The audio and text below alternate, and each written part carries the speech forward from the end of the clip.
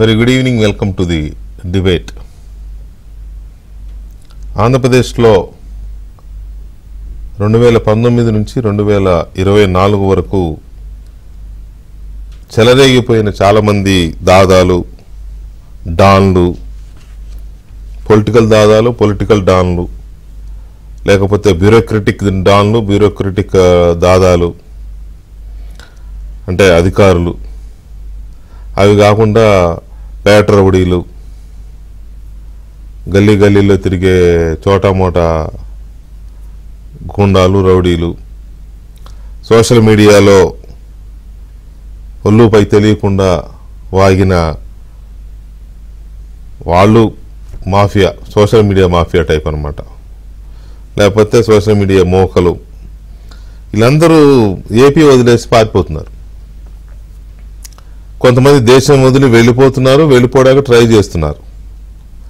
కొంతమంది హైదరాబాద్లోనో, బెంగళూరులోనో, చెన్నైలోనో దాక్కుంటున్నారు. ఎందుకు జరుగుతుంది ఇదంతా?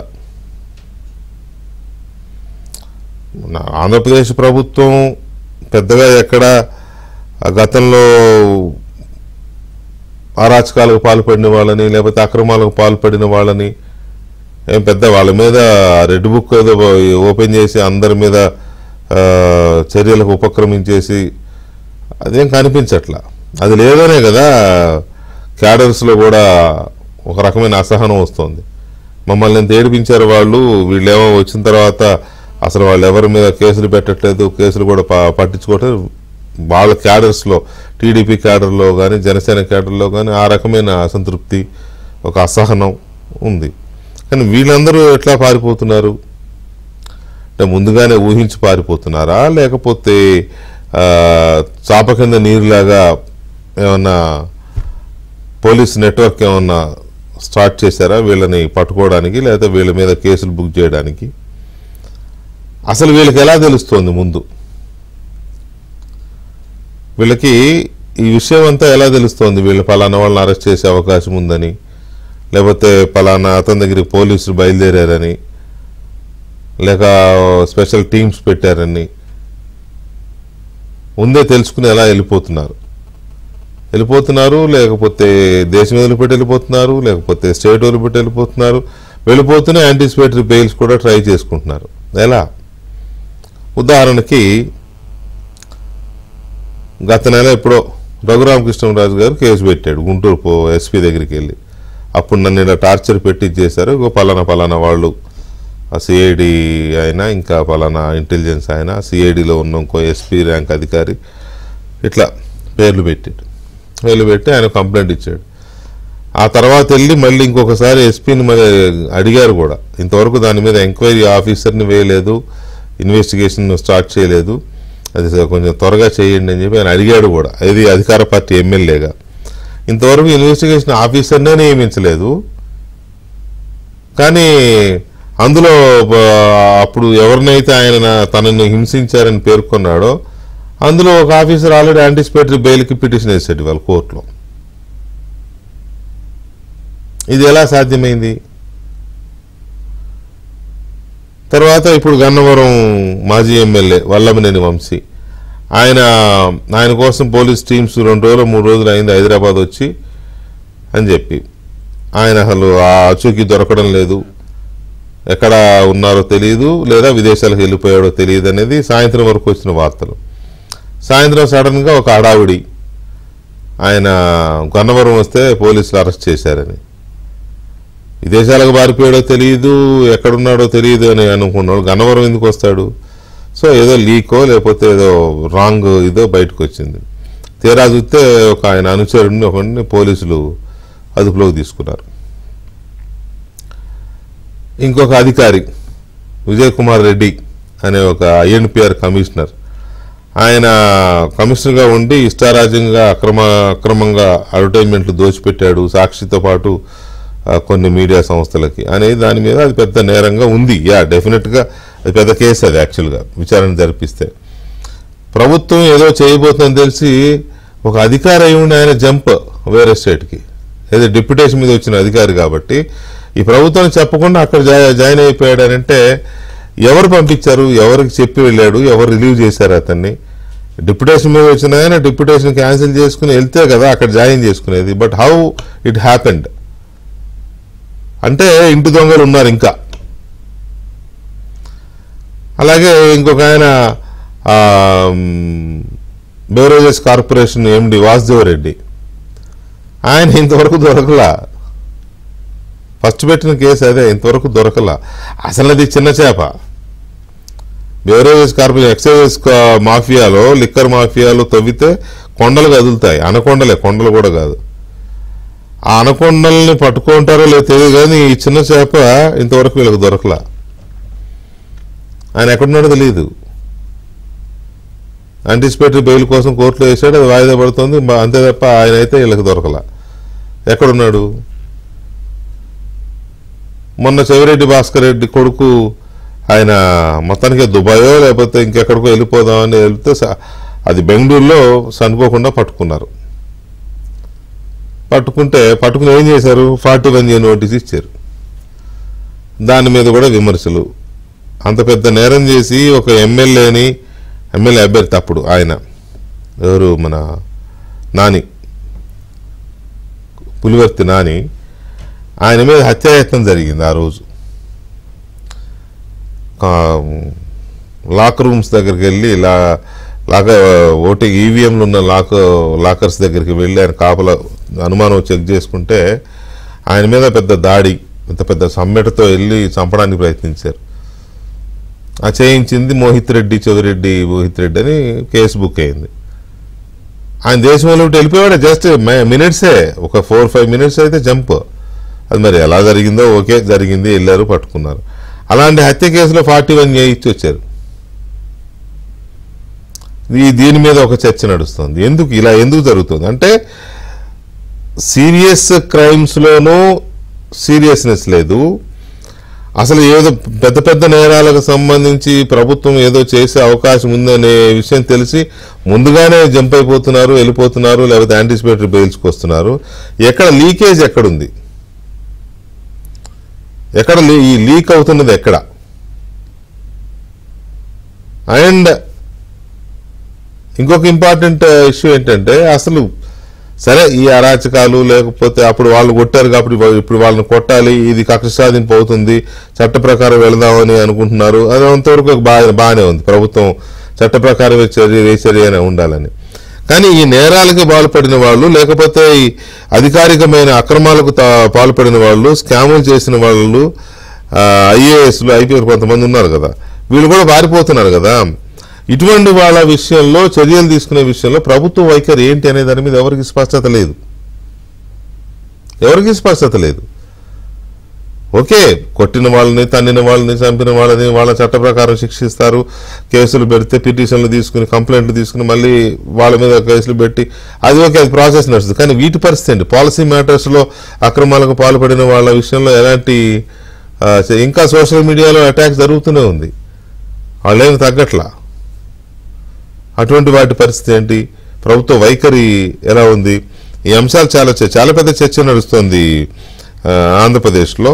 సో దీని మీద మనం చర్చను చూడబోతున్నాం. చర్చలో మనతో తెలుగుదేశం పార్టీ జాతీయ అధికార ప్రతినిధి పట్టాభిరామ్ గారు, అలాగే జనసేన సీనియర్ నాయకులు గాదె వెంకటేశ్వరరావు గారు, అండ్ బీజేపీ అధికార ప్రతినిధి సీనియర్ నాయకులు భానుప్రకాష్ రెడ్డి గారు, అండ్ మాజీ జడ్జి శంకు రామకృష్ణ గారు మనతో చర్చలో పాల్గొంటున్నారు. రైట్, పట్టాభి గారు నమస్తే అండి. నమస్కారం వికే గారు. ఎందుకు ఇలా ముందే చెప్పి పంపించేస్తున్నారు?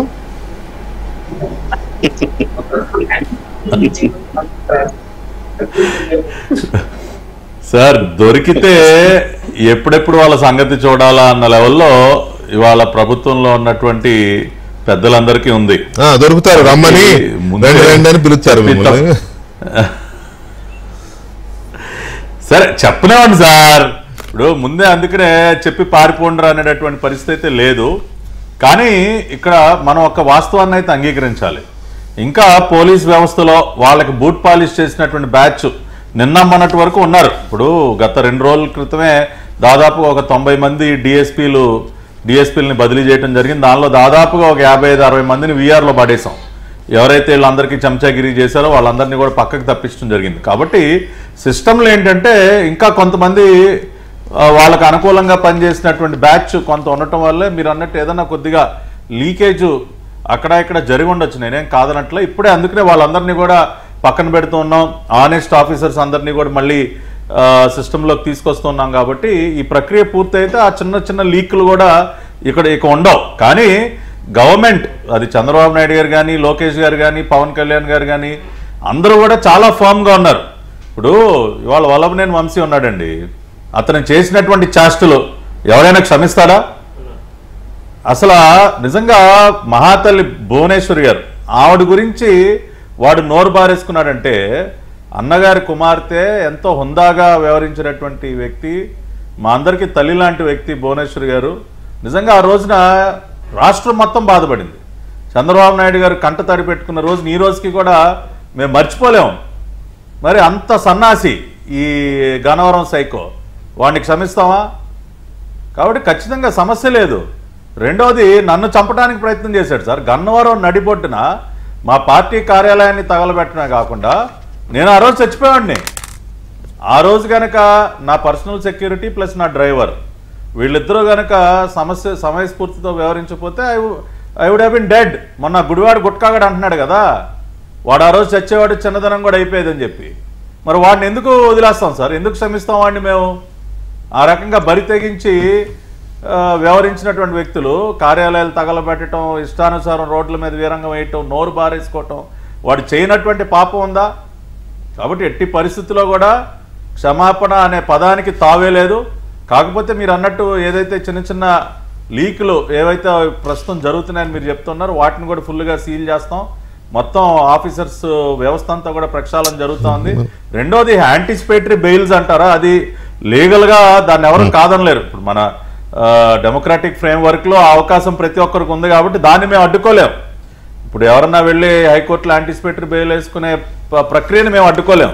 కానీ అంత ఈజీగా కోర్టు కూడా వీళ్ళకి యాంటిసిపేటరీ బెయిల్స్ ఇస్తుందని మాత్రం నేనైతే అనుకోవట్లేదు. ఇప్పటివరకు ఎవరికి ఇవ్వలా. ఏదో ఇవాళ కూడా కొంత విచారణ జరిగింది, కానీ ఇప్పుడు ఆ రోజున చంద్రబాబు నాయుడు గారి ఇంటి మీద దాడి చేసినటువంటి ఆ సైకో జోగు రమేష్ గారు, అదేవిధంగా మాకు విజయవాడ తూర్పులో ఇంకో పిల్ల సైకో ఉంది, కార్యాలయం పైన దాడి, మా ఇంటిపై దాడి చేసినటువంటి అవినాష్, ఇటువంటి వాళ్ళందరూ కూడా వేశారు. కానీ ఎవరికి కూడా ఇప్పటివరకు గ్రాంట్ చేయలేదు. ఊరికనే టెంపరీగా మేము ఇది డిసైడ్ చేసే వరకు అరెస్ట్ చేయొద్దని చెప్పి కోర్టు డైరెక్షన్ ఇచ్చింది, కానీ ఇప్పటివరకు ఎవరికి యాంటిసిపేటరీ ఇవ్వలేదు. కాబట్టి కోర్టులో కూడా వాళ్ళకి రిలీఫ్ వస్తుందని నేనైతే అనుకోవట్లేదు. ఇఫ్ నాట్ టుడే టుమారో వీళ్ళందరినీ కూడా ఖచ్చితంగా లోపలేయటం ఖాయం.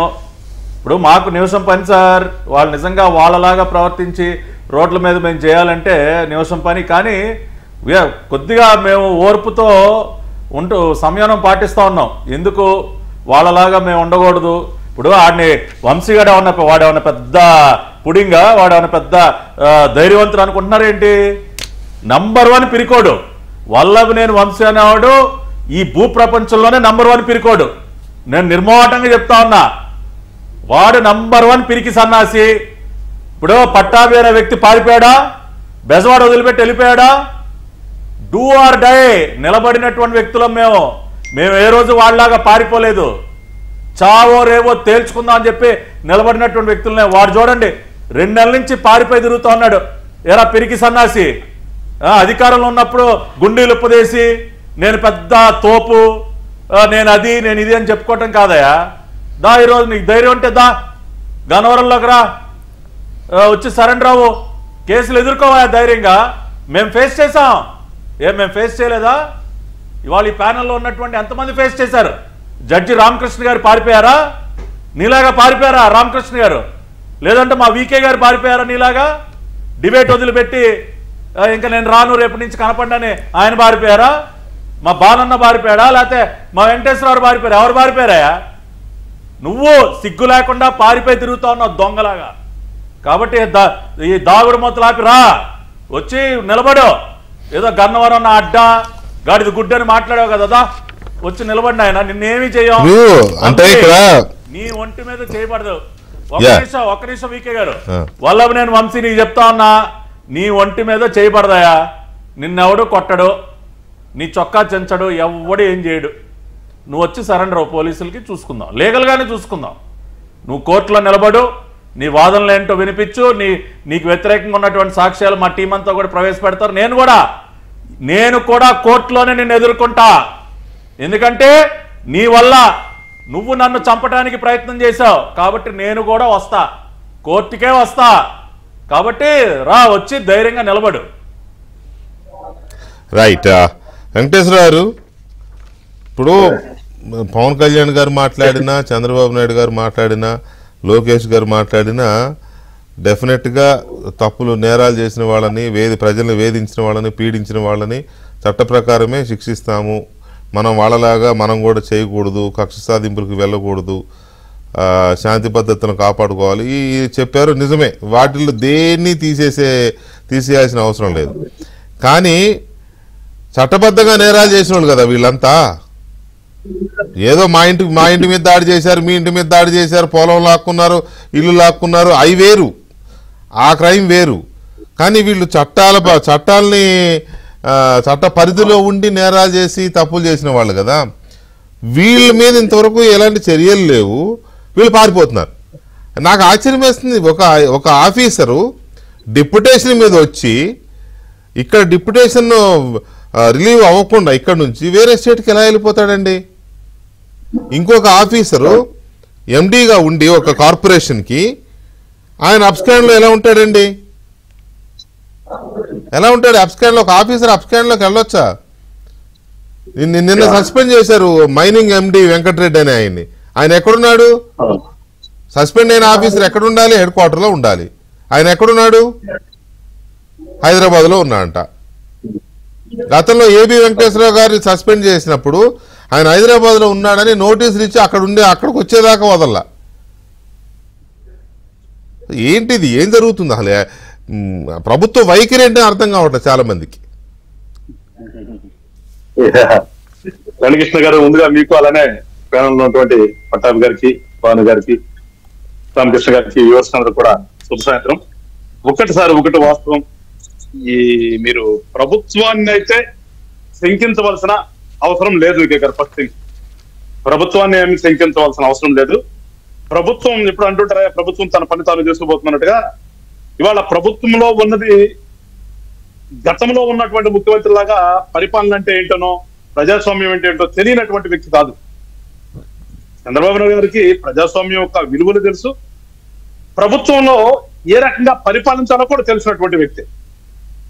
సో మీరు ప్రభుత్వాన్ని దయచేసి ప్రభుత్వాన్ని శంకించొద్దు ఎవరు కూడా. ప్రభుత్వం తన పని తాను చేసుకుంటూ పోతుంది. కాకపోతే మీరన్నట్టుగా వ్యవస్థలు నాశనం అయిపోయింది. వ్యవస్థలు పూర్తిగా ఇంతకుముందు కూడా సార్ డిబేట్ లో నేను కూడా అనటం కానీ మీరు కూడా అనటం కానీ జరిగింది. మరి గత 5 సంవత్సరాలు 19 to 124 పూర్తిగా అసలు ప్రభుత్వ వ్యవస్థ ఇది, లేకపోతే ప్రైవేట్ ఏజెన్సీసా? జనరల్ గా మనకి అవుట్ సోర్సింగ్ లో ఉద్యోగులు పెట్టుకుంటున్నారు కదా. ఇప్పుడు సరిపోతే ఏంటంటే గవర్నమెంట్ ఉద్యోగాలు అయితే మళ్ళీ ఎక్కువ బడ్జెట్ అవుతుందని చెప్పేసి అవుట్ సోర్సింగ్ కింద పెట్టుకుని 10-15 నుంచి పంపిస్తున్నారు, జరుగుతుంది కదా. అంతకంటే నీచంగా ఈ గత 5 సంవత్సరాలు కూడా ఆ ఎంప్లాయీస్ అందరూ కూడా లక్షల జీతాలు తీసుకునే వాళ్ళు కూడా అసలు ప్రభుత్వ ఉద్యోగులు ఎవరు ఫీల్ అవ్వలేదు. వాళ్ళంతా అంటే ఎక్కడో చాలా తక్కువ మందిని మనం లెక్క పెట్టుకోవచ్చామో వీళ్ళు నిజంగా జెన్యూన్ గా ఉన్నారని. ఎక్కువ పర్సంటేజ్ ఆఫ్ ఎంప్లాయీస్ అన్ని సెక్షన్స్ లో, ప్రతి డిపార్ట్మెంట్ లో కూడా పూర్తిగా ప్రైవేట్ ఏజెన్సీ. అది జగన్మోహన్ రెడ్డి ఏజెన్సీ లాగా నడిచింది. దానికి అనుగుణంగానే ఇప్పుడు మీరు చెప్పినటువంటి పేర్లు 2-3 పేర్లు చదివారు. వెంకటరెడ్డి గారు ఒకళ్ళు, ఇంకోళ్ళు విజయ్ కుమార్ గారు ఒకళ్ళు, ఇంకోళ్ళు సంథింగ్ వాసుదేవరెడ్డి. వీళ్ళందరూ కూడా పెద్ద మేధావులని. వీళ్ళు చాలా పెద్ద మేధావులు ఈ దేశంలోనే. వీళ్ళకి పరిపాలన మీద విపరీతమైన పట్టుంది అని చెప్పి పాపం వీళ్ళని ఎక్కడి నుంచో తీసుకొచ్చారు, డెప్యుటేషన్ మీరు తెచ్చుకున్నారు ఇక్కడికి. ఏంటది? ఏ రకంగా దోసేయచ్చు, ఏ రకంగా చేయొచ్చు అని బాగా నిశ్చాతులు వాళ్ళు. ఏది కోరి పాపం జగన్మోహన్ రెడ్డి తెచ్చుకున్నారండి. తెచ్చుకుని పెట్టుకుని 5 సంవత్సరాలు ఇష్టానుసారంగా చేశారు కదా. ఇష్టానుసారంగా చేసిన దానికి వాళ్ళ ఈ వ్యవస్థల్లో ఉన్న వాళ్ళందరూ కూడా ఖచ్చితంగా ఈ రోజు కూడా వాళ్ళందరూ దొంగలే కదా. దొంగలందరూ కూడా సెట్ అవ్వడానికి కొంచెం టైం పడుతుంది మాకు. ఈ దొంగలందరినీ కూడా చెక్ చేసి, ఇందాక చెప్పారు పటాబ్ గారు 90 మందిని ట్రాన్స్ఫర్ చేస్తే 50 మందిని తీసుకెళ్లి పోస్టింగ్ లేకుండా పెట్టామని. నేను అనుకుంటానంటే ప్రజాస్వామ్యం అది కూడా కరెక్ట్ కాదు. ఎందుకంటే వాళ్ళని పక్కన కూర్చోబెడతాం కాదు కదా వాళ్ళకి ఉద్యోగాలు ఇచ్చింది. వాళ్ళకి పోస్టింగ్ ఇవ్వాలి, పోస్టింగ్ ఇచ్చి ఏ రకంగా వాళ్ళతో పని చేపించాలి వాళ్ళని. అది ప్రజాస్వామ్యంలో మనం చేయవలసిన పని. కానీ వీళ్ళందరూ కూడా నిజంగా మేము ప్రభుత్వ ఉద్యోగులు, మేము ప్రజలు కట్టిన ట్యాక్స్ ఉద్యోగంలో మేము జీతాలు తీసుకున్నాము, ఆ జీతాలతో నా పిల్లలను బతికించుకుంటున్నాను అనే జ్ఞానం వచ్చేటట్టుగా చేస్తాం. ఖచ్చితంగా ప్రభుత్వ ఉద్యోగికి రియలైజ్ అయ్యే విధంగా ఈ ప్రభుత్వంలో ఖచ్చితంగా వాళ్ళకి జ్ఞానోదయం కలిగే విధంగా రేపు చూడబోతారు మీరు. కాకపోతే కొంచెం టైం తీసుకుంటారు. ఎందుకంటే వీళ్ళు ఇదంటారా మర్రి చెట్టు కూడా లాగా అట్లా ఫైనాన్స్ పోయారు వీళ్ళంతా కూడా. అసలు జీతాలతో పనే ఉంది, మనకు విపరీతంగా అవినీతి, ఎక్కడ చూసిన అవినీతి కదండి. ఇది అంశానికి కారణం మనం తిరిగి వస్తే డబ్బు ఊరకనే సంపాదించాలి. తెల్లారప్పటికి నేను కోటీశ్వరుడు అయిపోవాలి. నేను ఒక 4th క్లాస్ ఎంప్లాయీ కూడా కోటీశ్వరుడు అయిపోవాలి. అంటే మీరు కొద్దిగా టైం పట్టుద్ది అని మీరు అంటున్నారు. మాకేం అభ్యంతరం లేదు, టైం తీసుకోవడంలో మాకేం అభ్యంతరం లేదు. కానీ ఈలోపు కొత్త ఎమ్మెల్యేలను అవినీతి పాల్పడిన అక్రమాలకు పాల్పడిన అధికారులు అలయబలే అయిపోతున్నారు. మీ దృష్టికి వస్తున్నాయో లేవు మాకు తెలియట్లే. కూటమి ఎమ్మెల్యేలు కలుషితం అయిపోయారు ఆల్రెడీ చాలా చోట్ల. వాళ్ళు వీళ్ళని చెప్పేశారు ఇలా చేయొచ్చండి అలా చేయొచ్చండి అని అంటే ఏదో అన్నట్టుగా వాళ్ళే ఇదవుతున్నారు. మరి అది మీ దృష్టికి వచ్చిందో లేదో. మీరు అన్నట్టుగా వాస్తవమే, కొన్ని దాకా వస్తున్నాయి, కొన్ని దాకా వస్తున్నమాట వాస్తవమే. కానీ నేను చెప్తా, మాకు ఒక నమ్మకం ఉంది. కానీ మేము ఏదైతే జనసేన పార్టీ రాష్ట్రంలో ఒక మార్పు తీసుకురావాలని కోరుకున్నామో ఆ మార్పు వచ్చిందనే ఆలోచనతోనే మేము చంద్రబాబు నాయుడు గారు అంకాల మేము ఇవాళ ఆయన చెప్పే విధంగా మా పవన్ కళ్యాణ్ గారు నడుస్తున్నారు. లేదంటే మేమేదో అతంత్రం లేక కాదు, ఇంకోటి దేనికిలేక కాదు. మాకు కావాల్సింది రాష్ట్రంలో ఒక మార్పు రావాలి. ఆ మార్పు ఏంటి? ఇప్పుడు నేను మాట్లాడే ఈ ఎంప్లాయీస్ దగ్గర నుంచి అవినీతి అనేది పోవాలి. వీళ్ళు పూర్తిగా ప్రజల కోసం మనం ఉన్నాము అనే ఆలోచన వాళ్ళకి కలగాలి. ఇవన్నీ కలగాలంటే కొంచెం టైం తీసుకుంటది. చెడు పద్ధతిగా నేను కాదనట్లేదు సార్, మేమేమి ఇప్పుడు మిమ్మల్ని రెచ్చగొట్టడము ఉసిగొల్పడమో చేయట్లా. ఏది వాళ్ళని వెంటనే మీరు కూడా వాళ్ళని అటాక్ చేయండి, తవ్వండి, చంపండి, కాల్ చేయండి, పొడి చేయండి మేము అనట్లా. కానీ ఆ చట్ట ప్రకారం జరగాల్సినవి ముందే తెలుస్తున్నాయి, జరుగుతాయి, జరగవని నేను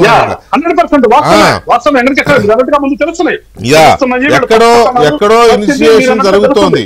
ఇప్పుడు సపోజ్ ఎక్కడో మైనింగ్ డిపార్ట్మెంట్ కు సంబంధించి జరిగిన అక్రమాల పైన ఎంక్వైరీ చెయ్యండి అని ముఖ్యమంత్రి గారు ఒక మాట అన్నారు అనుకోండి, పై స్థాయిలో ఎవరితోనో.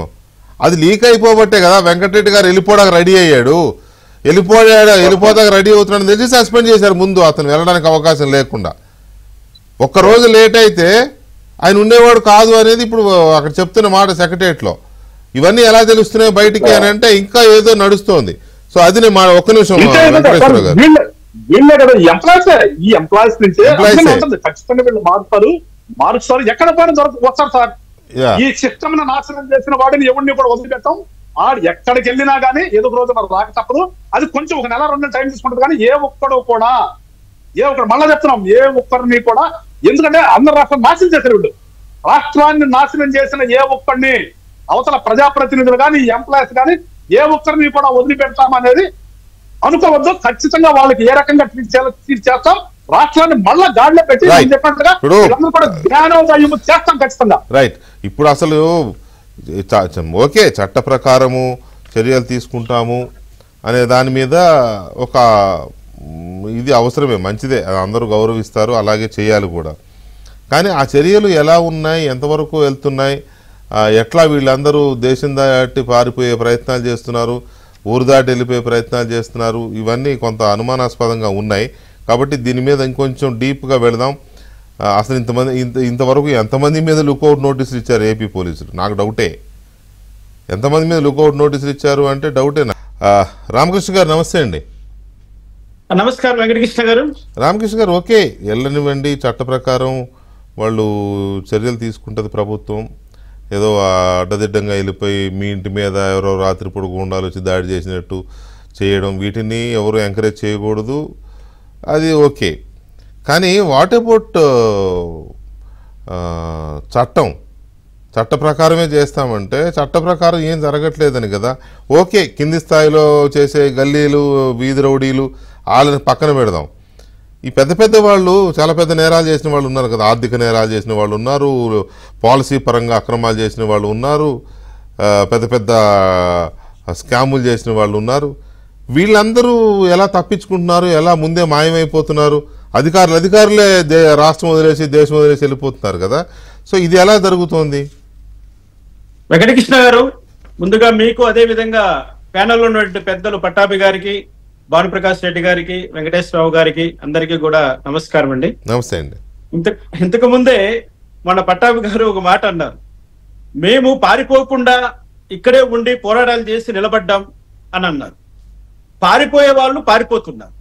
ఈ పారిపోకుండా నిలబడి పోరాటం చేసిన మన మధ్య పారిపోతున్న వాళ్ళ మధ్య ఒకడు ఉంటాడండి, అదే నాయకుడు. మేము పారిపోకుండా ఈ రాష్ట్రంలో 5 సంవత్సరాల పాటు నిరంతరంగా జగన్మోహన్ రెడ్డి అక్రమాలపై పోరాటం చేశామంటే దానికి ఎన్నుదండుగా నిలిచినటువంటి మన మహానాయకుడు చంద్రబాబు నాయుడు గారిని ఇక్కడ మనం గుర్తు చేసుకోక తప్పదు. ఎందుకంటే అంతగా మన ఎంట ఉన్నాడు. ఆయన కాపాడుకొచ్చాడు, అన్ని ఎప్పటికప్పుడు సమీక్ష చేశాడు, అందరినీ రక్షించాడు. కానీ ఇప్పుడు ఈ వైఎస్ఆర్సీపీ నాయకులకు ఆ పరిస్థితి లేదు. జగన్మోహన్ రెడ్డిని కలుస్తుంటే ఆయన డోర్లు వేసి తరిమేస్తున్నాడు వీళ్ళందరినీ.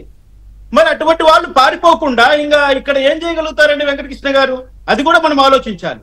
అంటే సమర్థవంతమైనటువంటి నాయకుడు లేకపోతే కార్యకర్తలు కానీ కింది స్థాయి లీడర్లు కానీ ఏ విధంగా తట్టాపుట్టా సర్దుకొని పరాయి రాష్ట్రాలకు పారిపోవాల్సి వస్తుందో ఇది కూడా ఒక ఎగ్జాంపుల్ గా చూడాలి. కానీ క్రిమినల్స్ పారిపోకూడదు. ఇక్కడ మనం గుర్తుపెట్టుకోవాల్సిన అంశం, క్రిమినల్స్ అన్నవాడు వ్యవస్థాగతమైనటువంటి నేరాలు చేసినటువంటి వాళ్ళు, రూల్స్ కు వ్యతిరేకంగా ప్రవర్తించినటువంటి ప్రభుత్వ ఉద్యోగులు, అదే విధంగా రాజకీయ నాయకులు పారిపోకూడదు, పారిపోవడానికి ఛాన్స్ ఇవ్వకూడదు అనేది ఇక్కడ ప్రధానమైనటువంటి అంశం. మీరు చాలా విషయాలు వెంకటకృష్ణ గారు మొదట్లో చెప్పారు, కొంతమంది పేర్లు తీసుకొచ్చారు. ముఖ్యంగా మా చిత్తూరు జిల్లాకు తెలిసినటువంటి మోహిత్ రెడ్డి విషయం ఇక్కడ నేను ఒక చిన్న ఎగ్జాంపుల్ గా చెప్తున్నా. ఎందుకంటే బెంగళూరుకి వెళ్ళినటువంటి పోలీస్ పార్టీ అక్కడ మోహిత్ రెడ్డిని అదుపులో తీసుకున్నారు. తరువాత 41 CRPC నోటీస్ ఇచ్చి వదిలేశారన్నది ఇక్కడ చాలా పెద్ద అంశం. ఇది ఎందుకంటున్నానంటే పులవర్తి నాని గారి పైన జరిగినటువంటి ఏదైతే దాడి ఉందో అది 307 IPC కింద రిజిస్టర్ అయినటువంటి ఒక నేరం. ఇంకా అందులో బెయిల్ రాకుండా చాలా మంది జైల్లోనే ఉన్నారు. అటువంటప్పుడు అందులో ముద్దా అయినటువంటి మోహిత్ రెడ్డికి 41 CRPC నోటీస్ ఇవ్వడం అన్నది ఏ చట్టంలో ఉంది? ఎవరు సృష్టించారు? ఒకవేళ హైకోర్టు నుంచి అతన్ని అరెస్ట్ చేయకూడదు అన్నటువంటి ముందస్తు ఆర్డర్స్ వచ్చాయని తర్వాత రోజు తెలిసింది. ఆయన అరెస్ట్ చేసిన రోజుకి హైకోర్టు నుంచి ఎటువంటి ఆదేశాలు లేవు. మరి ఏ విధంగా ఈ రోజు మోహిత్ రెడ్డిని అంత ఫ్రీగా 41 CRPC నోటీస్ చేశారు? ఆయన బయట వచ్చి ఎలా ప్రెస్ మీట్ పెట్టగలిగాడు? చెవిరెడ్డి భాస్కర్ రెడ్డి గారు ఆ విధంగా ఎలా మాట్లాడగలుగుతున్నారు? ఇవన్నీ కూడా మనము ఒక రకంగా ప్రజల్లో ఒక రకమైనటువంటి ఒక అనుమానానికి దారితీస్తున్నాయి వెంకటకృష్ణ గారు. ముఖ్యంగా పట్టాభి గారు కూడా ఒకటి గమనించారు. ఎందుకు ఈ మాట అంటున్నానంటే పై స్థాయిలో జరిగినటువంటి నేరాలు, పెద్ద పెద్ద వాళ్ళు జరిగిపోయినటువంటి దాడులను ఏదో రకంగా వాళ్ళు మాఫీ చేసుకుంటారండి, ఏదో రకంగా మాఫీ చేసుకుంటారు. కానీ కింది స్థాయిలో కార్యకర్తల పైన, కింది స్థాయి లీడర్ల పైన జరిగినటువంటి అఘాయిత్యాలకు దానికి మందు ఊసేటువంటి వాళ్ళు ఎవరు లేరండి. దాని మీద ఇటువంటి చర్యలన్నీ కూడా పుండు పైన కారం చల్లినట్లే, కార్యకర్తల మనోభావాలు దెబ్బతిన్నట్లే లెక్క. ఒకవేళ చట్టం తన పని తాను చేసుకోవాలి, మేమెవరు దానికి అడ్డుపడం, చట్టాన్ని ఎప్పుడు గౌరవిస్తాం. కానీ చట్టం నిద్రపోతోంది. ఎందుకు నిద్రపోతోంది? గత 45 రోజుల నుంచి ఎలక్షన్ జరిగిందప్పుడు, కౌంటింగ్ జరిగిందప్పుడు, కూటమి ప్రభుత్వము విన్నర్ గా ప్రకటించినప్పుడు, ప్రమాణ స్వీకారం చేసినప్పుడు మంత్రివర్గ సమావేశాలు ఎన్ని జరిగాయి, ఎన్ని రకాల సమీక్షలు జరిగాయి. అయినప్పటికీ కూడా ఇక్కడ సమీకృత నేరాలు చేసేటువంటి వ్యక్తులు విచ్చలవిడిగా తప్పించుకొని వెళ్ళిపోతుంటే, హైకోర్టు చుట్టూ యాంటిసిపేటరీ బెయిల్ కోసం తిరుగుతూ ఉంటే పోలీస్ వ్యవస్థ ఏం చేస్తోంది? వాళ్ళని అరెస్ట్ చేయకుండా. మన దగ్గర మెన్ పవర్ లేదా? పోలీసులు లేరా? కేవలం వైసీపీ కార్యకర్తలు ఇంకా పోలీస్ డిపార్ట్మెంట్ లో ఉన్నారని మీరు భావిస్తున్నారా? ఒక్క రోజులో, ఒక గంటలో పోలీస్ ఆఫీసర్లు మంచి వాళ్ళని సెలెక్ట్ చేసుకునేటువంటి వెసులుబాటు మన దగ్గర లేదా? ఎక్కడెక్కడ వైసీపీ వాళ్ళతో అంటగాగారో, ఏ పోలీస్ ఆఫీసర్ ఏ టైంలో ఏ నేరం పాల్పడ్డాడో, ఏ విధంగా వ్యవహరించాడో మీ దగ్గర చిట్టాలు లేవా? మీకు దానికి తగినటువంటి ఆధారాలు లేవా? లేకపోతే సమాచారం లేదా? మొత్తం అన్ని ప్రభుత్వం దగ్గర ఒక గంటలో, ప్రభుత్వం అనుకుంటే ఒక గంటలో ప్రతి పోలీస్ ఆఫీసర్ యొక్క బిహేవియర్ సంబంధించిన కాండక్ట్ రూల్స్ అన్ని కూడా మీ టేబుల్ ముందుకు వచ్చేస్తాయి. కానీ ఇక్కడ ధైర్యంగా సీఎం గారు కానీ లేక డిప్యూటీ సీఎం గారు కానీ కలగ చేసుకొని పలానా వాళ్ళని అరెస్ట్ చేయండి అని చెప్పకూడదు. అది కూడా కరెక్ట్ కాదు. కానీ వీళ్ళు సమీక్షించవచ్చు. పలానా నేరములో పలానా విధంగా ముద్ద ఎలా తప్పించుకున్నాడని ఒక్క మాట ఆ జిల్లా ఎస్పీ కానీ, ఆ ఇన్వెస్టిగేటింగ్ ఆఫీసర్ కానీ లేదా డిఐజీ గారికి కానీ లేకపోతే డీజీపీ గారికి కానీ ఒక్క క్వశ్చన్ సీఎం గారు వేసినా, డిప్యూటీ సీఎం గారు వేసినా, కన్సర్న్ మినిస్టర్ గారు అడిగినా ఎలా సాధ్యపడుతుందండి? పోలీసుల దగ్గర అన్ని ఎక్విప్మెంట్స్ ఉన్నాయి, వాళ్ళు ఎక్కడెక్కడ తిరుగుతున్నారో మొత్తం డేటా తీసుకోవచ్చు. రైట్. అటువంటిది వల్లభనేని వంశీ ఒక్క గారి నిమిషం కోసం రామకృష్ణ వారం రోజులు హైదరాబాద్ లో పోలీసు వాళ్ళకు టీఏడిఎల్ దండగా నన్ను అడిగితే, what I'm saying is it is shameful to our department. టీఏడిఎల్ దండగా ప్రభుత్వం సంపద, ప్రభుత్వానికి ఉండవలసినటువంటి ప్రజలు కట్టేటువంటి పన్నులు వృధా అయిపోతాయి కానీ దానివల్ల ప్రయోజనం లేదు. రైట్. ఒక్క నిమిషం నిర్ణయం తీసుకోండి, కరెక్ట్ అయిన నిర్ణయం తీసుకునే అవసరం వచ్చింది. రామకృష్ణ గారు మాట్లాడుతున్నామంటే రాను రాను ప్రభుత్వం పైన సమస్యలు పెరిగిపోతాయి. That is the mind set of the సమస్యలు పెరుగుతాయి, ప్రభుత్వం మీద ప్రెషర్ పెరుగుతుంది, తర్వాత కార్యకర్తలో కానీ, సానుభూతి పరులో కానీ, అభిమానుల్లో కానీ అసహనం పెరుగుతుంది, ఒక రకమైన నెగటివిటీ పెరుగుతుంది, ఒక రకమైన చాలా కోపం కూడా వస్తుంది ప్రభుత్వం మీద కానీ, నాయకత్వం మీద కానీ. మరి అది ఓకే అంటే వాళ్ళ ఆలోచన ఎలా ఉందో మనకు తెలియదు. ఎనీవే ఒక్క నిమిషం రామకృష్ణ గారు, భానుప్రకాష్ రెడ్డి గారు నమస్తే అండి. నమస్కారం అన్న. పారిపోతున్నారు, లేకపోతే దేశాలు వదిలిపెట్టిపోతున్నారు, లేకపోతే పక్క రాష్ట్రాలకు వెళ్ళిపోతున్నారు, ఎక్కడ ఉంటున్నారో తెలియదు చాలామంది. ఎంతమంది మీద కేసులు పెడుతున్నారో తెలియదు, ఎవరి మీద పెడుతున్నారో తెలియదు, కానీ వాళ్ళకి మాత్రం ముందే లీక్ వెళ్ళిపోతూ ఉంది. ఓహో నా మీద పెట్టబోతున్నారని చెప్పి వాళ్ళు ముందే జంపు, లీగల్గా యాంటిసిపేటరీ బెయిల్స్ అని అదనేది వాళ్ళ ప్రయత్నాలు వాళ్ళు ఒకవైపు. ఇంకొక వైపు ఆధారాలు జరిపేస్తున్నారు, ఇంకోవైపు ఫైలు తగలబెడుతున్నారు, ఒకవేళ కేసు పెట్టినా కూడా దొరకకుండా ఉండడం కోసం. ఇవన్నీ జరుగుతూనే ఉన్నాయి, కానీ ఇటుపక్క నుంచి యాక్షన్ నిల్లు. దీంతో ఏంటి అసలు ఏం జరుగుతుంది? తప్పు చేసిన వాడే అడ్వాన్స్గా ఉన్నాడు తనను తాను సేవ్ చేసుకోవడానికి. ప్రజలు ఎన్నుకున్న ప్రభుత్వము చోద్యం చూస్తోంది, ఏమీ చేయట్లేదని నేను అనను, కానీ ఏమీ చేసినట్టు కనిపించట్లేదు అన్నది వాస్తవం. అది చర్చ ఇప్పుడు, అది జరుగుతోంది జనంలో. భానుప్రకాష్ రెడ్డి గారు ఏమంటారు? వెంకటకృష్ణ, మీకు ప్యానల్ నుండి పెద్దలందరికీ నమస్కారాలు. నమస్తే అండి. మా ప్రభుత్వం బీజేపీ, టీడీపీ, జనసేన ప్రభుత్వం ప్రతీకారంతో పనిచేయట్లేదన్న. కానీ గత ప్రభుత్వం, జగన్మోహన్ రెడ్డి ప్రభుత్వం కేవలం ప్రతీకారంతో పనిచేసింది. ప్రజల కోసం పనిచేయకుండా ఉన్న ప్రజలు ఇచ్చినటువంటి అధికారాన్ని అడ్డం పెట్టుకొని అధికార పార్టీ నాయకులు ఆ రోజు చేసింది ప్రజల్ని పక్కన పెట్టేసి, ప్రజాపాలన పక్కన పెట్టేసి ఎంతసేపు మొదటి రోజు నుంచే విధ్వంసంతో జగన్మోహన్ రెడ్డి తన పరిపాలన మొదలు పెట్టాడు. అదే విధ్వంసంతో ఆంధ్రప్రదేశ్ ప్రజలు ఆయన తరిమి కొట్టారు. ఏ విధంగా ఆయన మొదలు పెట్టాడో same tit for tat Andhra Pradesh ప్రజలు ఆయన ఈ రోజు ఎక్కడ లేకుండా చేశారు కదా. ప్రతిపక్ష హోదా కూడా ఇవ్వలేదు కదా. అందుకని ఏదో ప్రజల కోసం పనిచేస్తే ఈ రోజు ఈ పరిస్థితి వచ్చేది కాదు. మీరు ఈ రోజు మేము ఆ ధోరణిలో మేము మాట్లాడట్లేదు. మా ప్రభుత్వం ఖచ్చితంగా చట్టం తన పని తను చేసుకుంటూ పోతుంది. మేమైతే ఎవరిని స్పేర్ చేసే పరిస్థితి లేదు, ఎవరిని వదిలే పరిస్థితి లేదు. లోకేష్ బాబు ఇంకా రెడ్ బుక్ కూడా ఓపెన్ చేయలేదు. ఎవరెవరు తప్పు చేస్తారో గత ప్రభుత్వంలో ప్రభుత్వ ఆస్తుల్ని, ఇప్పుడు మొన్న కూడా అంటే ఆర్డీఓ కార్యాలయంలో మదనపల్లిలో జరిగినటువంటి సంఘటన కానీ, అంతకుముందు 5 సంవత్సరాలు ఎవరెవరు విర్రదిగారో, ఎవరెవరు అసలు మా కుటుంబ సభ్యులను కూడా ఎలా మాట్లాడారంటే అసెంబ్లీ సాక్షికి కానీ మీడియా ముందు కానీ వాళ్ళకి ఎట్లా మాట్లాడారు నాకైతే ఇప్పుడు కూడా అర్థం కావట్లేదు. రాజకీయాల్లో ఉన్నారా ఇంకా వాళ్ళు వేరే క్షేత్రంలో ఉన్నారా నాకు అర్థం కావట్లేదు. ఈ రోజు రాజకీయాలు దిగజారిపోయాయంటే ఆంధ్రప్రదేశ్ లో ఇంత దిగజారుడు రాజకీయం భారతదేశంలో ఎక్కడ లేదన్న. గత అధికార పార్టీ వైసీపీ ప్రభుత్వం కానీ, వైసీపీ నాయకులు కానీ చేసినటువంటి ఆగడాలు కానీ, అకృత్యాలు కానీ, వాళ్ళు ఆడినటువంటి మాట్లాడినటువంటి పదాలు కానీ, బూతులు కానీ. అందుకనే కదా మేము సందర్భంలో చెప్పడం జరిగింది, బూతుల శాఖ మంత్రి వాడు ఇచ్చేసి ఉండొచ్చు ఎవరు ఈయన జగన్మోహన్ రెడ్డి. ఎంతసేపు ప్రతిపక్ష నాయకులు తిట్టించేదానికి నలుగురిని రెచ్చగొడతారు, ఆయన ముసిమిసి నవ్వుకుంటుంటాడు.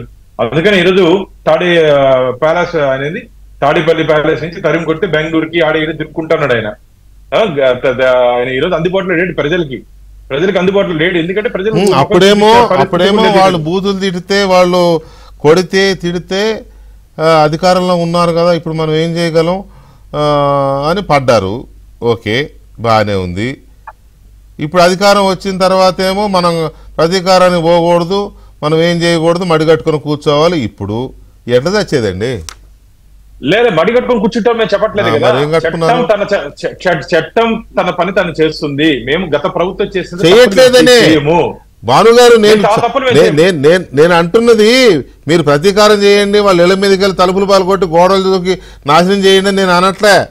అచ్చెన్నాయుడిని ఎత్తుకొచ్చినట్టు, లేకపోతే అయ్యన్న పాత్రుడు గారిని ఎత్తుకొచ్చినట్టు, కొల్లు రవీంద్రని ఎత్తుకొచ్చినట్టు, లేకపోతే టవరింగ్ పర్సనాలిటీ అయిన చంద్రబాబు నాయుడు గారిని అర్ధరాత్రి వెళ్ళి ఆ వ్యాన్ రౌండ్ వేసి అరెస్ట్ చేసినట్టు చేయమని నేను అనట్లే. కానీ వాళ్ళు దేశం వదిలిపెట్టి పారిపోతున్నారు కదా.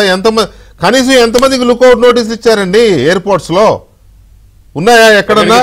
ఉంటే మొన్న మోహిత్ రెడ్డి బెంగళూరు ఎయిర్పోర్ట్ వెళ్ళడు కదా అసలు లెక్క ప్రకారం.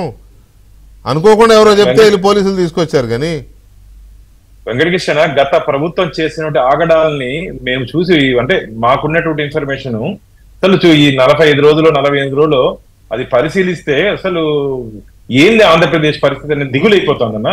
అంత అధ్వానంగా ఆంధ్రప్రదేశ్ పరిస్థితి ఉంది. ఇదే మేము ఆంధ్రప్రదేశ్ రాష్ట్రం గురించి, ఆంధ్రప్రదేశ్ రాష్ట్ర ప్రజల గురించి మేము ఆలోచిస్తున్నాం. వీళ్ళ పని ఉంది, ముందుంది ముసల పండుగ. మేము అందుకనే చెప్తున్నాం కదా, వీళ్ళు ఎవరిని వదిలే ప్రసక్తే లేదు. మా దృష్టి అంతా వికసిత ఆంధ్రప్రదేశ్ ని అంధకార ప్రదేశ్ నుంచి బయట పెట్టాలా, ఏ విధంగా బయట పడాలని చెప్పి ఆలోచిస్తే, ఎందుకంటే మొత్తం ఖాళీ చేశారు, ఖజానా ఖాళీ చేసి వచ్చినటువంటి డబ్బులు వడ్డీ కట్టేదాన్ని కూడా సరిపోవట్లే. వచ్చినటువంటి డబ్బులు వడ్డీ కట్టేదానికి కూడా దాదాపు 1,00,000 కోట్ల రూపాయలు వడ్డీ మన ఎత్తిన ఆంధ్రప్రదేశ్ రాష్ట్ర ప్రజలను ఎత్తినేసేసి ఆయన పాటిగా వెళ్ళిపోతే, ఒక ప్రజా విధ్వంస పరిపాలన ఇచ్చేసి అసలు ఆర్థిక ఎమర్జెన్సీ నిజంగా చాలా. ఎందుకంటే చంద్రబాబు నాయుడు గారు కానీ, పవన్ కళ్యాణ్ గారు కానీ, భారతీయ జనతా పార్టీ నాయకులు కానీ ఈరోజు నివ్వెరపోతున్నారు. గత ప్రభుత్వం చేసిన నిర్వాహకం ఎంత అధ్వానంగా పరిపాలించారు. ఓకే, గత ప్రభుత్వం గురించి అప్పుడు తిట్టి కాదండి. దాని మీద ఉంది. మై రిక్వెస్ట్ కానీ లేదా సజెషన్ కానీ, ఆ ప్రభుత్వం చేసిన అరాచకాలు అవి ఇవి అప్పుడు చెప్పబట్టే, అవి ప్రజలు అర్థం చేసుకోబట్టే అధికారం మార్చారు. అప్పుడు చెప్పిన మాటలే మళ్ళీ ఇప్పుడు చెబితే దానికి మీనింగే ఉండదు కదా. అంటే మా ప్రాధాన్యత కక్ష సాధింపు కాదు అని చెప్తున్నా. ఏబిఎన్ ద్వారా నేను రాష్ట్ర ప్రజలకు ఏం చెప్తున్నా అంటే, గత ప్రభుత్వం వైసీపీ ప్రభుత్వం మారుగా మేము కక్ష సాధింపు ధోరణితో పనిచేయట్లేదు, కానీ తప్పు చేసిన వాడిని వదిలిపెట్టము. మా దృష్టి అంతా ఆంధ్రప్రదేశ్ అభివృద్ధి కోసం, ఆంధ్రప్రదేశ్ ప్రజలు పడినటువంటి కష్టాల నుంచి బయటపడే ధోరణిలో మా ప్రభుత్వం ఆలోచిస్తోంది. ముఖ్యమంత్రి గారు ఆలోచనతో ముందుకు పోతున్నారు. అందుకని చెప్పాను కదా, ఇంతవరకు రెడ్ బుక్ ఓపెన్ చేపలు ఉన్నప్పుడు వాళ్ళైతే చేపలు దొరుకుతాయి, చేపలు వెళ్ళిపోయినా వాళ్ళైతే పిత్త పెరుగులు దొరుకుతాయి. పిత్త పెరుగులు కూడా ఎక్కడికి పోతారన్నా ఎక్కడికి పోతే ఇంత ముందు మరిగా ఆ వ్యవస్థలో ఉంటే పోలీసులు కాదు, ఈరోజు సమర్థమైన పోలీసు వ్యవస్థ ఉంది అని మీరు అనుకుంటే సరిపోద్ది. కాదు, ఇప్పుడు మీరు అన్నారు కదా, ఆమె అప్పుడున్న పోలీసులు కాదు ఇప్పుడున్న సమర్థమైన పోలీసులు. అప్పుడున్న పోలీసులే ఇప్పుడు కూడా ఉన్నారు. కాకపోతే పోస్టింగ్లు మారి ఉండొచ్చు, బాధ్యతలు మారి ఉండొచ్చు, కానీ పోలీసులు మనుషులు మారిపోలేదు కదా. ఒక్క నిమిషం, భానుప్రకాష్ రెడ్డి గారు ఇందాక పట్టాభి గారు ఏదో అన్నారు, ఏంటి ట్రాన్స్ఫర్స్ నిన్ననే 60 మందిని చేశాం, మొన్ననే డిఎస్పీలని వాళ్ళని. నిన్న ఒక 30 మందిని చేశారు, 35-40 మందిని సుమారుగా సిఐల్ని. పట్టాభి గారు నేను ఇలా అంటున్నానని అనుకోవద్దు మీరు కానీ, లేకపోతే వెంకటేశ్వరరావు గారు కానీ, భానుప్రకాష్ రెడ్డి గారు కానీ. ఈ ట్రాన్స్ఫర్స్ చూసిన ప్రతి ఒక్కరు మాట్లాడుతున్న మాట ఏంటి తెలుసా? ఇవాళ ఆంధ్రప్రదేశ్లో ఉన్నది పైనేమో కూటమి ప్రభుత్వం, కిందేమో వైసీపీ అడ్మినిస్ట్రేషన్. నిన్న చేసిన ట్రాన్స్ఫర్స్లో కూడా మెజారిటీ వైసీపీకి వత్తాసు పలికిన సిఐలు, అంతకుముందు చేసిన డిఎస్పీలు మెజారిటీ. టీడీపీ హయాంలో వైసీపీని సహకరించట్లేదని ఎవరైతే పక్కన పెట్టారో వాళ్ళని ఇప్పుడు కూడా అలాగే పక్కన పెట్టారు చాలా మందిని. ఇది ఆల్రెడీ మా ఆంధ్రజ్యోతి పత్రికల్లో చాలా చోట్ల పేర్లతో సహా వార్తలు వచ్చినాయి. No change. మీరు చూసుకోండి, నిన్నటి పోస్టింగ్స్లో మీ ఎమ్మెల్యేలు, టీడీపీ ఎమ్మెల్యేలు కానీ, జనసేన ఎమ్మెల్యేలు కానీ, వైసీపీకి వత్తాసు పలికిన కొంతమంది సిఐల్ని, కొంతమంది డిఎస్పీని కావాలని ఏరి కోరి మరీ వేయించుకుంటున్నారు. నేను పేరుతో సహా చెప్పగలను నేను. ఎందుకు ఇలా జరుగుతోంది? వికే గారు సార్ చెప్పండి. మొన్న 96 మంది డిఎస్పీలు ట్రాన్స్ఫర్ జరిగింది. 96 మంది డిఎస్పీ ట్రాన్స్ఫర్స్లో ఒకే ఒక్క పోస్టింగ్ సంబంధించి కొన్ని అభ్యంతరాలు రావటం జరిగింది. అది పార్టీ క్యాడర్ నుంచి మీడియాలో కూడా, నేను ఆ పేరు ప్రస్తావించదలుచుకోలేదు. But out of 96 only 1. So అది కూడా గౌరవ ముఖ్యమంత్రి చంద్రబాబు నాయుడు గారి దృష్టికి వెళ్ళటం జరిగింది. సో దాన్ని ఏ రకంగా కరెక్ట్ చేయాలనేది వారు నిర్ణయం తీసుకుంటారు. సిఐల విషయంగా వస్తే ఇంకా పూర్తి స్థాయిలో ట్రాన్స్ఫర్లు పూర్తవలేదు. మొన్న ఈ మధ్యన ఇప్పుడు తుళ్ళూరు సిఐ విషయంలో ఈ రకంగానే ఫీడ్బ్యాక్ వస్తే దాన్ని ఇమీడియట్గా కరెక్ట్ చేయడం జరిగింది. అంటే ఎక్కడైనా 1-2 చోట్ల పొరపాటు జరిగినప్పుడు ఇమీడియట్గా వాటిని సరిదిద్దే కార్యక్రమం కూడా జరుగుతూ ఉంది. So it is not that మేమేదో వాళ్ళని వదిలేసి ఏదో వాళ్ళకి మళ్ళీ వాళ్ళు ఏదో ఇక్కడ మళ్ళీ మంచివాళ్ళుగా వాళ్ళని భావించి వాళ్ళకి పోస్టింగ్లు ఇచ్చేటటువంటి పరిస్థితి ఉండదు. అలా అనడల్లా ఇది నేనంటున్న మాట కూడా కాదు, మీ సహచరులు మీ పార్టీలో ఉండే సీనియర్ నాయకులు మాట్లాడుతున్న మాట ఇది. సార్, నేను ఈ డిబేట్ ద్వారా మా పార్టీ కుటుంబ సభ్యులకి, కూటమి 3 పార్టీల కుటుంబ సభ్యులకి, ప్రజలందరికీ కూడా చెప్తూ ఉన్నాం. గత పాలనలో ఎవరైతే ఆ పాలకులకు సంబంధించి జరిగినటువంటి అవినీతి కార్యక్రమాల్లో, అరాచకాల్లో భాగస్వాములయ్యారో వారెవ్వరిని కూడా క్షమించేటటువంటి పరిస్థితి ఉండదు. వారెవ్వరికి మళ్ళీ మంచి పోస్టింగ్లు ఇచ్చేటటువంటి పరిస్థితి కూడా ఉండదు. ఒకవేళ ఎక్కడన్నా పొరపాటున ఏదైనా 1-2 అలా జరిగితే వాటిని ఇమ్మీడియట్గా కరెక్ట్ చేసే ప్రాసెస్ కూడా జరుగుతూ ఉంది. సో దానిలో కూడా నిర్మోహాటంగా వ్యవహరిస్తున్నాం.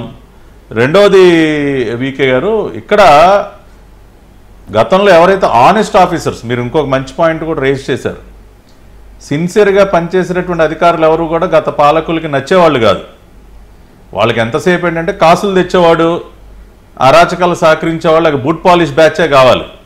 అటువంటి ఆనెస్ట్ ఆఫీసర్స్ ఎవరైతే ఇబ్బందులు పాలయ్యారో వాళ్ళందరికీ కూడా వాళ్ళ మళ్ళీ పోస్టింగ్లు కూడా వస్తూ ఉన్నాయి.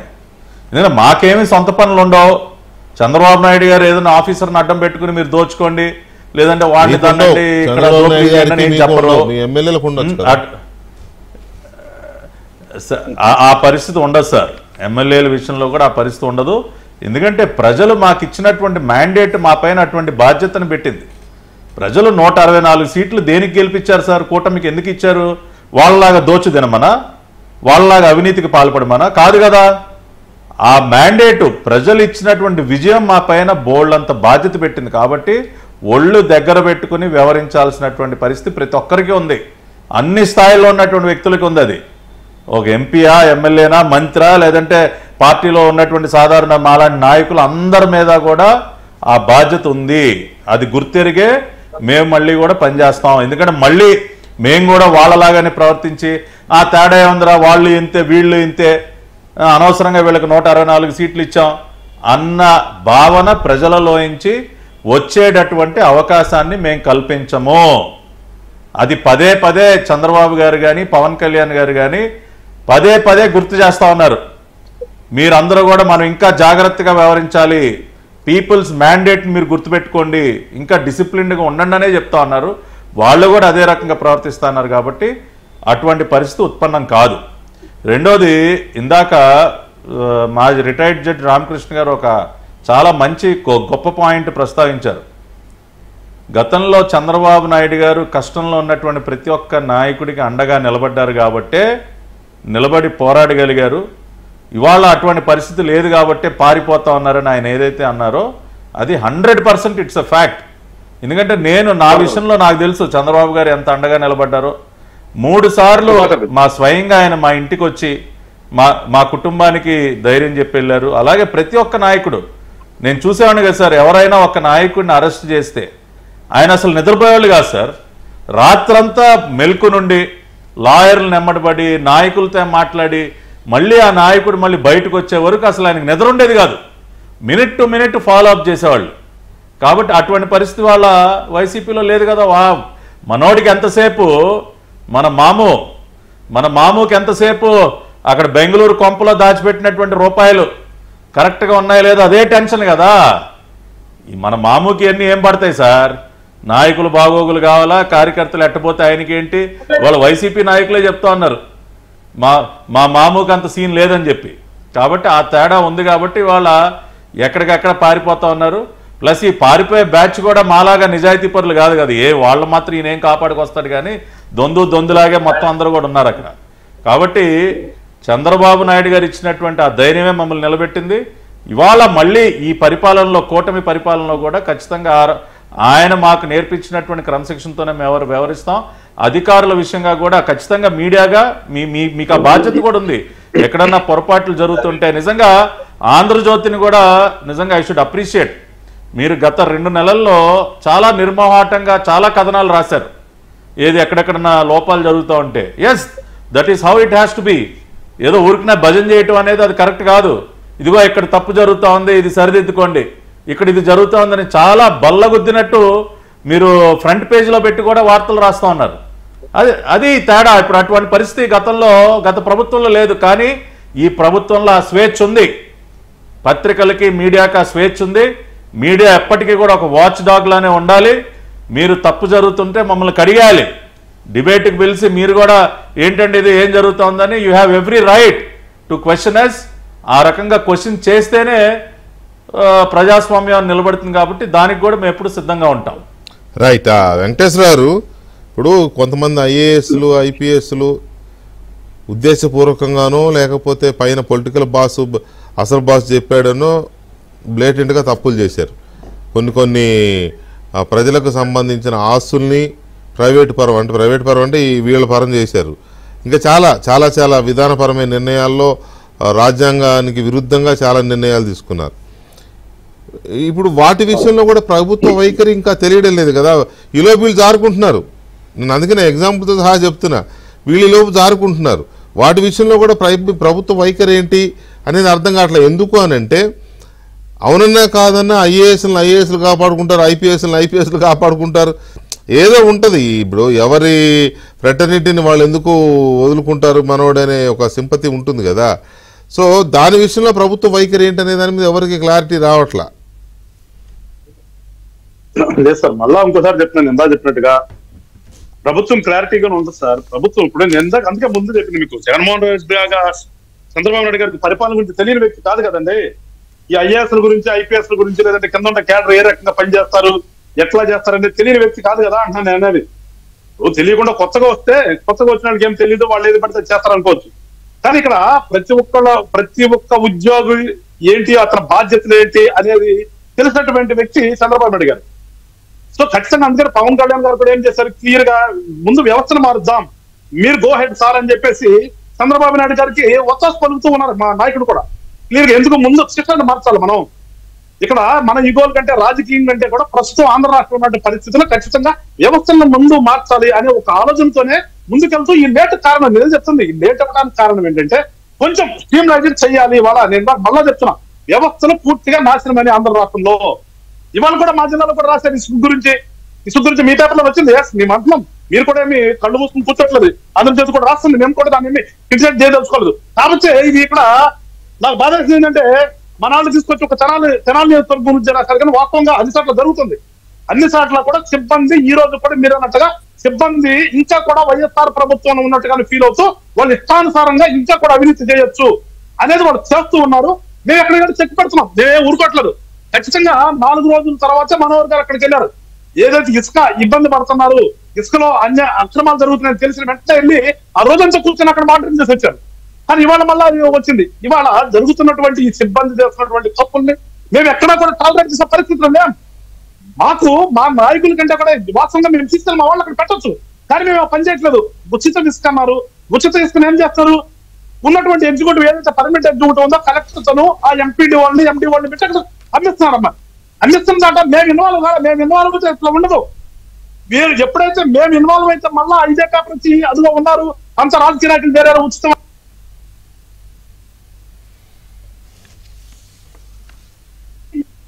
మళ్ళీ అదే పనిలో ఉన్నారు. అందుకని మేము చెప్తుంది, ఒక నిమిషంలో, ఒక రోజు, ఒక నెల లేట్ అవ్వచ్చు, కానీ ఖచ్చితంగా మేము ఈ రాష్ట్రంలో వ్యవస్థల్ని మళ్ళా దాడిలో పెడతాం. పూర్తిగా ఈ అవినీతి లేకుండా చేయాలన్నదే మా యొక్క బానే ఉంది. అది అంతవరకు పూర్తి అవినీతి చెప్తున్నారు కదా. పూర్తి అవినీతిలో ఇవాళ వ్యవస్థలన్నీ కూడా కొట్టుమిట్టాడుతున్నాయి. దాంట్లో ఏ వ్యవస్థ కూడా, ఏ డిపార్ట్మెంట్ కూడా అతీతం కాదు, పూర్తిగా ఉన్నారు. అందుకని ఖచ్చితంగా చెప్తారు. పోలీస్ అంతా ఎక్కడ జరుగుతుందండి, ఈ ఇబ్బందులు పెట్టిన మొత్తం కూడా సిఐడి అనేది అంటే మనకు అంతకుముందు కూడా ఉంది. వాళ్ళు ఏదో కొన్ని క్రైమ్స్ లో లా అండ్ ఆర్డర్ లో ఉన్న వాళ్ళకి టైం లేక వాళ్ళు డిలీట్ చేయలేకపోతే వాళ్ళకి అసైన్ చేసేవాళ్ళు. కానీ దౌర్భాగ్యం ఏంటంటే కొంచెం అసలు సిఐడి డైరెక్ట్ గా క్రైమ్ వాళ్ళే కడతాం. అసలు మొత్తం ఏ కేసైనా సిఐడి ఇష్టానుసారంగా ఇబ్బంది పెట్టే పనిలోనే వాళ్ళు ఉన్నారు. కానీ మేము ఇప్పుడు మీరు అన్నట్టుగా ఆ ఐపీఎస్లు కానీ ఆ ఐఏఎస్లు కానీ వాళ్ళు కూడా ఖచ్చితంగా వాళ్ళు చేసిన తప్పుకి మూల్యం చెల్లించుకోక తప్పదు, ఖచ్చితంగా తప్పుతుంది. అది కాకపోతే మీరంటే కొంచెం లేట్ అవుతుంది. మేము మళ్ళా చెప్తున్నాం, ఎక్కడా కూడా ఎవరి మనోభావాలు ముఖ్యంగా చెప్తున్నాం సార్, మా యొక్క నాయకులు కానీ మా కార్యకర్తల మనోభావాలు దెబ్బతినే విధంగా అటు చంద్రబాబు నాయుడు గారు కానీ ఇటు పవన్ కళ్యాణ్ గారు కానీ టాలరేట్ చేస్తారని మాత్రం ఎవరు అనుకోవద్దు. కానీ మాకు ప్రజాస్వామ్యం మీద నమ్మకం ఉంది, వ్యవస్థల మీద నమ్మకం ఉంది. ఈ మాకు ఇచ్చిన బాధ్యత మీకు ఉంది ఇచ్చిన బాధ్యత మంచిదే. రాగానే మేము రెవెన్యూ తీసుకోవడం కాదు కదా, రాగానే రెవెన్యూ తీసుకోవడానికి ప్రజాస్వామ్యం మీద చట్టం మీద మీకు నమ్మకం ఉంది, ప్రజలకి నమ్మకం ఉంది, మాకు ఉంది, అందరికీ ఉంది. టైం పట్టుద్దని కూడా తెలుసు. కానీ ఈ లోపాలు పారిపోకుండానో తర్వాత ఆధారాలు లేకుండా చేస్తున్నారు కదా, అది జరగకుండా చూసుకోవాల్సిన బాధ్యత కూడా ప్రభుత్వం మీద ఉందనేదే ఈ చర్చ యొక్క ముఖ్య ఉద్దేశం. అలాగే గతంలో వత్తాసు కొట్టి భజన చేసి అవినీతికి పాల్పడిన ఆ అధికారులకే మళ్ళీ అంతరాలు వేస్తున్నారు కింద స్థాయిలో.